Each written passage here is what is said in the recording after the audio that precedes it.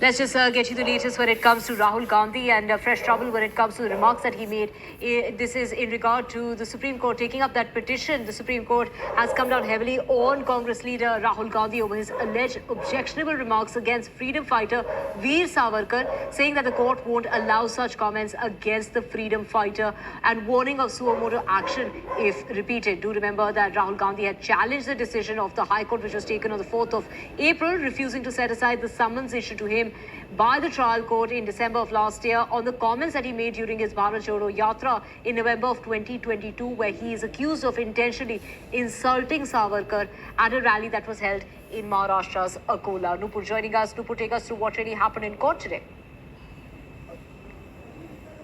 Well, yes, Divya, while the court has granted stay on the summons, legally Rahul Gandhi has this relief, but the court has warned Rahul Gandhi that if in future he's seen making such comments against Savarkar or any freedom fighter, the Supreme Court will itself take a suo motu cognizance. The Supreme Court judge, Justice Dipankar Datta, today came down heavily on Rahul Gandhi and said that does he know that even his grandmother wrote a letter praising Veer Savarkar, that is Indira Gandhi. Does he know that Indira Gandhi has praised Veer Savarkar? He further said that even Mahatma Gandhi used to address the British Viceroy at that time as a servant of the empire. Would he again now make such remarks against Mahatma Gandhi like that he has made against Savarkar for writing letters to the British? So all in all, the Supreme Court has today slammed the remarks that were made by Rahul Gandhi against Veer Savarkar, but has in fact granted this